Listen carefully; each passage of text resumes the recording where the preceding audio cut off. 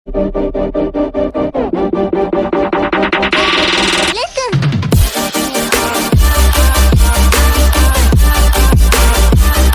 मैं आपको मनुष्य का पाचन तंत्र पढ़ाऊंगा। आप लोग इसको समझने का प्रयास कीजिए। देखिए, यहाँ हमारा मनुष्य का पाचन तंत्र है। सबसे पहले हम जानेंगे मनुष्य का पाचन तंत्र किसे कहते हैं। सीधी सीधी भाषा में मनुष्य का पाचन तंत्र वह है जहां हम भोजन को पचाने की क्रिया करवाते हैं।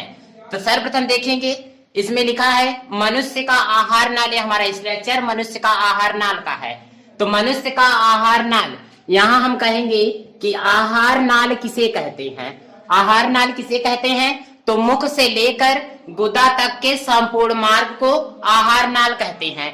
इस आहार नाल की, मुख से लेकर गुदा तक के आहार नाल की लंबाई हमारी 8 मीटर होती है। जब हम भोजन को मुख के द्वारा ग्रहण करते हैं तो हमारी ग्रसिका के द्वारा होते हुए हमारे भोजन हमारे आमाशय में आकर एकत्रित होते हैं और वह हमारे आमाशय में 3 से 4 घंटे तक रहते हैं। और रहने के पश्चात हमारे आमाशय के एकदम बाएं तरफ एक यकृत होता है जिसको हम इंग्लिश में कहते हैं लीवर, और उसमें एक पित्ताशय होता है जो हमारा 24 घंटे में एक बार खुलता है। इस पित्ताशय के द्वारा खुलने के बाद पित्त रस भोजन हमारा स्रावित करता है, और स्रावित करने के बाद जितने भी पौष्टिक आहार होते हैं वह हमारे अग्नाशय के रास्ते से होते हुए हमारी बड़ी आंत में आते हैं। बड़ी आंत के बाद जो पित्ताशय पित्त रस को ग्रहण करता है और भोजन को दोनों एक सुनिश्चित ढंग से पचाने का कार्य यह हमारी बड़ी आंत करती है। जब हम भोजन को पित्त रस के द्वारा पचा लेते हैं तब इसमें से हमको प्रोटीन और वसा का निर्माण होता है। प्रोटीन और वसा का सर्वप्रथम बताया गया होगा बच्चों को कि वसा और प्रोटीन हमारे कोशिका के अंदर भोजन के अत्यधिक और कम मात्रा में निर्मित होते हैं। और जब हम प्रोटीन और वसा का निर्माण करते हैं तो उस दोनों के समूहों में हमें कार्बोहाइड्रेट का निर्माण होता है।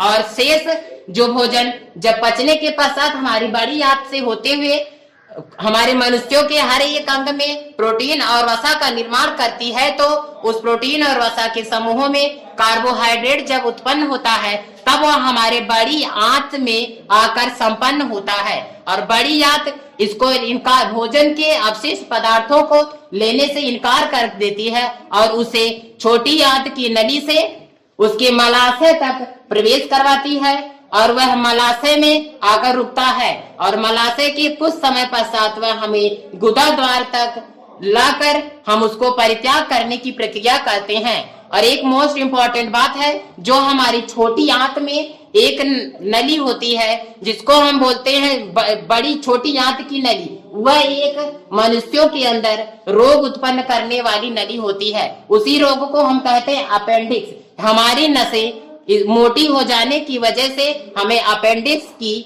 रोग उत्पन्न होता है। और यहाँ सर्वप्रथम देखेंगे, जब हम दांत के द्वारा ही भोजन को खाते या फाड़ते हैं तो इसका सर्वप्रथम कार्य इसी मुख के द्वारा ही हमारे ग्रसिका से आमाशय में आने का कार्य होता है। और मुख में हमें 36 प्रकार के लार एंजाइम पाए जाते हैं जो हमारे भोजन को एक लुगदी के रूप में तैयार करके हमारे ग्रसिका के द्वारा आसानी से हमारे आमाशय में भेजते हैं। और मुख्यतः हमारे दांत 4 प्रकार के होते हैं। दांत हमारे 4 प्रकार के होते हैं। कौन कौन से? रदनक है एक हमारा, और दूसरा है चवरड़क है,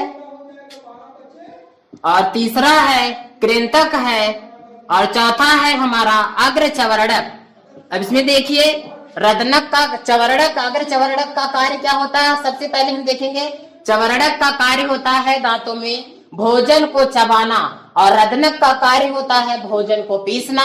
अग्र चवरड़क का कार्य होता है भोजन को काटना, और कृंतक हमारा पहला अंग होता है, दांत का पहला पार्ट होता है जो हम भोजन को कृंतक के द्वारा हुई चीर फाड़ भोजन को करते हैं। और इस हमारे आमाशय में HCl अम्लीयता के कारण यह हमारे भोजन पित्तरस के स्रावित होने के पश्चात यह हमारे भोजन अम्लीयता के कारण पच जाते हैं और इसमें भोजन एक क्षारीय दीवार के रूप में रहती है, परंतु वह क्षारीय दीवार को क्यों हानि नहीं पहुंचाती?